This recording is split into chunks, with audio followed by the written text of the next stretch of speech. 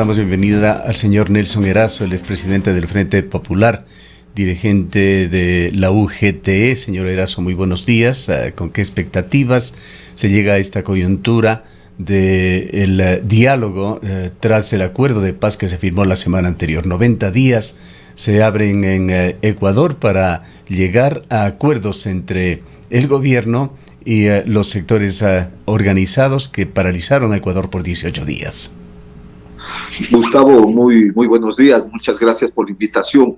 Un gusto, como siempre, estar en su medio de comunicación. Me parece que es necesario establecer que luego de una jornada importante de movilización, de lucha, de pelea del movimiento indígena con el paro del pueblo, establece el hecho de que el gobierno nacional se vea obligado a firmar una acta de paz, que no es otra cosa que la posibilidad de discutir los principales problemas de los distintos actores sociales. Estos problemas que fueron planteados desde hace más de 10 meses atrás, y le recuerdo a usted, Gustavo, que en agosto del 2021 se le presentó al presidente de la República estos mismos 10 puntos establecidos en este acuerdo de paz para discutirlos, que era el hecho del congelamiento del precio de los combustibles, el tema de la atención prioritaria al campo, la cuestión de el tema de los derechos laborales. Estaba planteado los créditos al sector agrícola, se planteó el tema de la condonación de las deudas, de la inversión en salud, educación, el tema del libre ingreso, aspectos que están dentro de estas mesas de diálogo que van a discutir tanto el gobierno nacional como el movimiento indígena, pero que sobre todo es la posibilidad para que se pueda establecer lo que hoy quieren los movimientos sociales. El gobierno nacional debe entender de que es preciso de que cumpla con las demandas del pueblo ecuatoriano si no quiere verse una vez más abocado a nuevas movilizaciones desde los sectores sociales, desde los sectores populares. En ese marco, creo que efectivamente la responsabilidad que hoy tiene el gobierno nacional debe asumirse, ¿no es cierto?, de manera adecuada, recogiendo los planteamientos que hoy los diversos sectores sociales lo plantean para ser resueltos. En ese marco, si el gobierno asume estos señalamientos, tanto de la CONAIE, de la FEINE, de la FENOCIN, así como también de los trabajadores, de la juventud y los pueblos, podría llegarse a un acuerdo. Caso contrario, señor Erazo, como lo dijo el mismo ¿de qué manera está organizado el diálogo? Pues se conoce que estarán de hecho representantes del gobierno en las mesas técnicas, estarán también algunos representantes de los organismos vinculados, particularmente la Conferencia Episcopal Ecuatoriana, y se ha dicho que estarán en cada mesa los integrantes de las 3 principales asociaciones indígenas, CONAIE, FEINE, FENACIN. Además, habrá facilitadores de las universidades del país, pero, por ejemplo, los trabajadores, ¿de qué manera estarán representados en las mesas? A ver, Gustavo, es necesario precisar que esta agenda fue lo que se acordó entre el Frente Unitario de Trabajadores, el Frente Popular, la CONAIE, la FENOCIN y la FEINE. Por lo tanto, los interlocutores que estén sentados en esa discusión, evidentemente que irán también con los planteamientos que fueron discutidos hace tiempo atrás con los diversos sectores sociales. Sin embargo, también debemos señalar que el gobierno nacional ha planteado la posibilidad de retomar el diálogo con la Unión Nacional de Educadores alrededor del tema educativo. En ese marco, la Unión Nacional de Educadores le ha planteado de que efectivamente es necesario sentarse a discutir alternativas para resolver los problemas de la educación en nuestro país, entre ellas el tema del libre ingreso, el presupuesto para la educación, la equiparación salarial, así como también la inversión en educación. Por otro lado, se ha planteado también de que es preciso de que se retomen las mesas de discusión entre el gobierno nacional y las centrales sindicales alrededor del tema laboral. Señor Erazo, Eso quiere decir que ustedes como sector de los trabajadores no van a participar en estas mesas, están esperando unas mesas que sean para ustedes, porque hay una mesa definitivamente en la que se va a abordar el tema laboral y que desde el gobierno estará encargada de llevar adelante el Ministerio del Trabajo. Pero la pregunta es si es que ustedes van a participar con delegados en cada una de estas 10 mesas. No, nosotros vamos a plantear la discusión, ¿no es cierto?, como les he señalado, en las mesas sobre el tema laboral y sobre el tema de seguridad social. Al mismo tiempo que hemos señalado... Pero estas son otras mesas aparte de las que se están llevando adelante. Son otras mesas aparte porque estos temas tienen que ser discutidos de mejor manera, con mayor profundidad. Sí, pero eso le preguntaba si ustedes van a participar en estas, que durante un lapso de 90 días, que son parte del acuerdo entre el gobierno nacional y la CONAIE, van a participar ustedes. ¿Van a tener algún delegado o delegados en las distintas mesas o no? No vamos a estar presentes, pero estamos seguros de que el compañero Leonidas Issa, al igual que Harry Espinosa y el compañero Tomala, representantes de la CONAIE, de la FEINOCIN y de la FEINE, van a llevar los planteamientos que fueron discutidos desde hace mucho tiempo atrás alrededor del colectivo unitario nacional. Es decir, estamos representados por ellos en estas mesas de discusión y en ese marco también les hemos dado algunas opiniones alrededor de la temática que se está estableciendo. En lo fundamental es necesario confiar también en la capacidad de los compañeros. Sin embargo, estas otras dos mesas, como he señalado, seguridad social y el tema laboral, por la misma comprensión de mejor manera desde el movimiento sindical, es necesario darle mayor atención a estos temas que tienen que ver con la generación de empleo, con el tema del combate también a la pobreza, el tema de garantizar el derecho a la seguridad social para todos y todas las ecuatorianas. Ahora, lo que se teme, señor Erazo, es que tras los 90 días nadie vaya a quedar conforme por la multiplicidad de aspectos que se plantea y también las limitaciones que tiene el gobierno y que se generarían incluso de carácter presupuestario para cumplir con esta agenda de los 10 puntos más otras aspiraciones de diversos sectores. ¿Piensa usted que existen posibilidades de que efectivamente en los 90 días se puedan llegar a acuerdos que tranquilicen al país, que quiten esa especie de dogal que se ha generado de que si no hay satisfacción tras los 90 días, volveremos a sucesos similares a los del paro? A ver, Gustavo, el gobierno nacional tiene la obligación de atender los problemas planteados por los diversos sectores sociales. No es cierto el hecho de que no existan recursos. El tema es que los recursos que existen en el país, el gobierno nacional debe darle prioridad para invertir en los sectores sociales. Hasta ahora el tema central ha sido que el gobierno ha priorizado los recursos para pagar a los organismos multilaterales. Sus políticas han ido para beneficiar a los grupos económicos y ha dejado de lado una política social que significa el pago de la deuda con el pueblo ecuatoriano, con los actores sociales que son los que generan la riqueza. Por eso es indispensable que el gobierno entienda, por ejemplo, de que es prioritario en estos momentos cobrar los más de 7.500 millones de dólares a los grandes evasores. No puede ser correcto, mi estimado Gustavo, que en medio de esta crisis que hoy estamos viviendo, como presidente del Consejo Directivo del IES, esté un personaje vinculado a los deudores con la seguridad social y a los deudores también con el SRI, como es el caso, ¿no es cierto?, del señor Ortega, que ahora le van a poner como presidente del Consejo Directivo del IES. Por eso es que los sectores sociales no confían en la palabra del gobierno nacional, porque su prioridad es seguir legislando en favor de sus amigos. 4 miembros del gabinete que fueron cambiados tienen denuncias efectivamente de haber evadido el pago de impuestos, como en el caso del nuevo ministro de Economía. Por lo tanto, si es que tenemos un gobierno que no prioriza el cobro de los recursos a los grandes evasores, evidentemente que no va a poder cumplir con la agenda planteada desde los sectores sociales, que tiene que ver con la inversión en el campo, que tiene que ver con recursos para el tema de los insumos en el campo, pero al mismo tiempo para recursos para educación, salud y el tema de la vivienda. Por lo tanto, está en manos del gobierno nacional cualquier solución a los problemas. Ahora, en lo concreto, en los 10 puntos que planteó la CONAIE, el cuarto es el que más directamente tenía que ver con los sindicatos y las aspiraciones de los trabajadores organizados.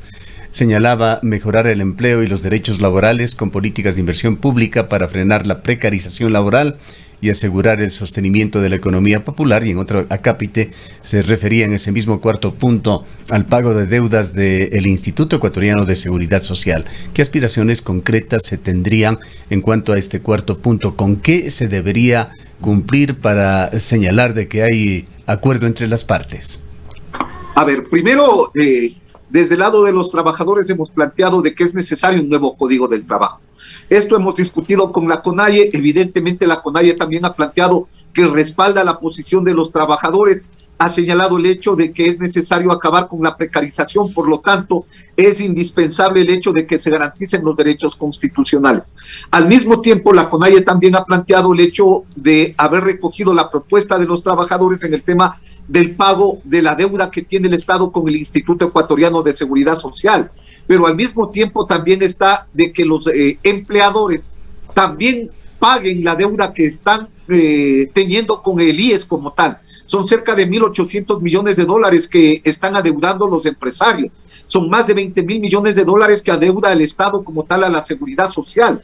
Por eso es preciso que a más que discutan, ¿no es cierto?, entre el movimiento indígena y el gobierno nacional estos temas relacionados a la cuestión laboral, se dé atención con quienes estamos vinculados de manera directa hacia eso. Y en ese caso creo que también ha habido una respuesta positiva por parte de la CONAIE en el hecho efectivamente de establecer que el movimiento obrero debe discutir estos temas en una mesa de debate. Ahora, señor Erazo, fíjese que yo le he hecho una pregunta muy concreta del punto cuarto de los 10 que se acordaron y que se dieron atención en el paro. El punto cuarto le he dicho qué es lo que complacería a los trabajadores para estar de acuerdo, para que no existan problemas más allá de los 90 días. Y lo que usted acaba de señalar es un nuevo código de trabajo que no va a estar en 90 días. Acabar con la precarización laboral, salvo un milagro. Esto no se va a lograr en 90 días. El pago de la deuda del Estado al IES, otra situación imposible en 90 días. Y ha dicho el pago de empresarios también, que es un tema más enredado aún. Es decir, luego de los 90 días va a haber inconformidad en todos los puntos que usted ha planteado. A ver, Gustavo, no es tal como usted lo está señalando. Bueno, le he hecho una pregunta muy concreta y le estoy repitiendo nada más su respuesta, Gustavo, señor Erazo, con todo el respeto, pero una pregunta y una respuesta. Más preciso. Un acuerdo puede ser, por ejemplo, que el gobierno nacional establezca que efectivamente se va a dejar de lado la famosa ley de oportunidades y se va a priorizar la discusión del nuevo Código del Trabajo. El mismo gobierno nacional ha una declaración de intenciones y algún compromiso quizá de alguna manera más sólido bastaría. El mismo gobierno ha anunciado, mi estimado Gustavo, por ejemplo, de que en este año no se va a dar paso a la ley de oportunidades. También podemos llegar a un acuerdo en el hecho de que el gobierno reconozca la deuda que tiene con el IES y priorizar una forma de pago. Es decir, hay mecanismos. No se trata de que en 90 días pague los 20.000 millones de dólares, pero que sí nos diga, hay esta deuda y vamos a plantear esta modalidad para pagar. Al mismo tiempo, es el hecho de que se deje sin efecto los decretos presidenciales que hoy precarizan las condiciones de trabajo. El 457, por ejemplo, el decreto ejecutivo planteado por el gobierno nacional establece la posibilidad de los despidos a los trabajadores que tienen contratos ocasionales o los que están con nombramientos provisionales. Es decir, ese decreto debe caer porque elimina el derecho al trabajo en la práctica. Pero adicionalmente a eso tiene que ver con la famosa ley de apoyo humanitario que también precarizó las condiciones de los trabajadores y que hasta ahora se mantienen. Existen más de 100.000 trabajadores que siguen ganando $200 como consecuencia de la ley de apoyo humanitario. Por ahora, lo tanto, señor Erazo, es cuestión de sentarnos a revisar estos temas. Ahora, señor Erazo, ¿cuáles son las expectativas que tienen ustedes de estas nuevas mesas que se van a llevar a cabo entre el gobierno y la CONAIE, cuando las mesas que se iniciaron ya hace algunos meses entre el sector de los trabajadores y el gobierno nacional, precisamente para avanzar en algunos de estos temas? La mesa que hace referencia a los temas laborales y la mesa que hace referencia referencia a la seguridad social no ha dado frutos. En algún momento incluso se llegó a decir que se abandonaría estas mesas precisamente porque no había de parte del gobierno nacional esa voluntad de escucha y de resolver los problemas. A ver, ¿qué hemos planteado ahí? Primero hemos señalado de que en el caso de la Mesa de Seguridad Social hemos alcanzado cosas importantes. No es del todo real lo que me acaba de señalar. Nosotros dijimos que en materia laboral no estábamos de acuerdo porque efectivamente el gobierno nacional persistía en su política de precarización laboral. Y por eso dijimos que de esa mesa tenemos que salirnos o nos vamos a levantar de ahí, no vamos a continuar si el gobierno no deja de lado su intención de precarizar las condiciones de trabajo. Pero en el tema de seguridad social hemos alcanzado cosas importantes. Por ejemplo, el hecho de que el Consejo Nacional Electoral se vea obligado a convocar a la elección del representante de los afiliados y asegurados. Evidentemente que eso es un logro. Un segundo aspecto es el hecho de que el gobierno nacional haya reconocido que existe la deuda de salud, ¿no es cierto? Sin embargo, que no estamos de acuerdo en los montos, pero era preciso que se reconozca que existe una deuda. Un tercer aspecto es el hecho de el combate a la corrupción. Conocimos, por ejemplo, de que existen cerca de 169 denuncias de corrupción puestos en la fiscalía, y es la fiscalía la que no da seguimiento a este tipo de cosas. Los trabajadores vamos a dar seguimiento con algunas acciones para demandar de la señora fiscal que se dé trámite a estas denuncias por corrupción en las cuales están vinculados sectores del gobierno del correísmo, como también en el tema de Moreno, para recuperar todo, ¿no es cierto?, lo que le han saqueado al tema de la seguridad social. Entonces hay cosas importantes que se dieron dentro de la Mesa de Seguridad Social, y en lo otro, evidentemente, que nosotros vamos a seguir discutiendo sobre la base de establecer que se debe garantizar los derechos constitucionales y los convenios internacionales. Es evidente también de que está todo el tema del lado del gobierno nacional. Si el gobierno no quiere tener nuevas movilizaciones, deberá recoger los planteamientos de los diversos sectores sociales para que se respeten los derechos de los trabajadores y los pueblos del Ecuador. Señor Erazo, quisiera hacer otra pregunta similar a la anterior, ahora sobre el séptimo punto, que ha sido una agenda que consistentemente han venido presentando los trabajadores desde hace algunos años ya, particularmente con más fuerza desde el inicio del gobierno de Guillermo Lasso. El séptimo, que se refiere a la privatización de los sectores estratégicos, Banco del Pacífico, hidroeléctricas, IES, etcétera. ¿Qué es lo que complacería nuevamente para que en los 90 días se pueda decir que existe un acuerdo en este sentido? A ver, la Constitución prohíbe el tema de las privatizaciones de las empresas estatales, principalmente en el sector estratégico, es decir, telecomunicaciones, empresas eléctricas, empresas petroleras. El gobierno nacional ha señalado que tiene la intención de entregar la administración de estas empresas a manos privadas. Según el presidente Lasso, dice que eso no es privatización, que es una cuestión de delegación. Desde el punto de vista de las organizaciones sociales, tanto del movimiento indígena como de los trabajadores y de los pueblos del Ecuador, esa es una nueva figura de privatización de las empresas estatales. Nosotros lo que le hemos planteado es que no estamos de acuerdo ni con la privatización ni con la delegación de la administración de las empresas estatales a manos privadas. Lo que necesitamos es repotenciar estas empresas. Necesitamos inversión para mejorar cada una de ellas, para dar una mejor atención a este tipo de cosas. Y hemos demostrado, tanto es así que hemos demostrado hasta la saciedad, que las empresas estatales son rentables. Fíjese usted, tanto las empresas como CNT, al igual que las empresas eléctricas, les dejan ingresos al Estado, por lo tanto no hay razón ni de delegar, CNT tiene enormes pérdidas. Empresas eléctricas sí tienen utilidades, pero la CNT tiene enormes pérdidas. No estamos de acuerdo en eso, mi estimado Gustavo. Si usted hace un análisis en los recursos, los balances que han arrojado año a año, hay pérdidas millonarias en la CNT. No está en el tema, mi estimado Gustavo, desde los trabajadores. Lo que sí está evidenciado es que le han metido mano en la cuestión de la corrupción. Y evidentemente este tipo de cosas, la corrupción al interior de las empresas estatales, son también las figuras con las que se han ido generando para ir hacia la privatización de las mismas. Siempre sabían decir que hay un principio para la privatización: llevarles primero a los malos manejos hacia la quiebra para después venderlos a precios de gallina robada, ¿no es cierto? Ante eso, un primer elemento es combatir el tema de la corrupción. Pero lo mismo pasa con el tema del Banco del Pacífico, mi estimado Gustavo. Demostrado que existen recursos, sin embargo, lo que dicen es que hay que deshacerse de este banco y pasarlo a manos privadas. El Banco del Pacífico es una entidad muy rentable. Así es. Entonces, fíjese usted, el tema no está en los problemas de los trabajadores, es quienes lo van administrando. Y por lo tanto, nosotros vamos a defender estas empresas porque creemos que efectivamente son el patrimonio de los ecuatorianos, pero sobre todo generan recursos para poder sostener la economía del país y generar esos recursos para salud y educación. Lo que pasa es que han sido mal administradas, mi estimado Gustavo. ¿Y quiénes han administrado las empresas estatales? ¿No han sido los representantes de las empresas privadas?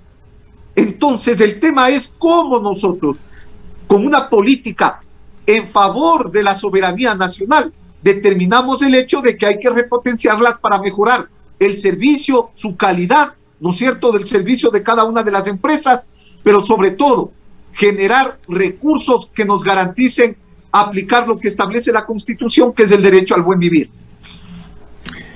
Quizá para finalizar, señor Erazo, ¿cómo ven ustedes ese protagonismo alcanzado por las organizaciones indígenas que en mucho tiempo no han podido alcanzar los sindicatos, que han abarcado un esquema similar en sus plataformas de lucha?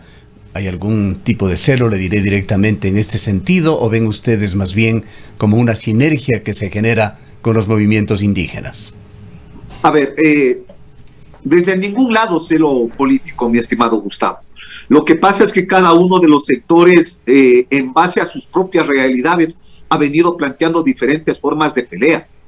La clase obrera ha estado movilizada de manera permanente durante todo este año de lo que ha significado el gobierno del presidente Lazo, durante toda la etapa del gobierno del correísmo, al igual que también en el tiempo de Moreno. Lo que ocurre son las limitaciones que tenemos los trabajadores para poder ir un poco más allá. ¿Y por qué señalo esto? Porque solamente el 7% de los trabajadores estamos organizados. ¿Qué es lo que pasaría si los trabajadores faltan a su puesto de trabajo para continuar en una lucha de esta naturaleza? Evidentemente que seríamos los primeros despedidos. Entonces tenemos que combinar, ¿no es cierto?, el derecho a la resistencia con lo que establecen también los derechos de los trabajadores. Por eso es que en la lucha del movimiento indígena la clase obrera se incorporó todas las tardes, mi estimado Gustavo. Estuvo presente luego de sus jornadas de trabajo, al igual que también trabajadores que laboraban en la tarde o tenían que velar, estaban en las jornadas de la mañana.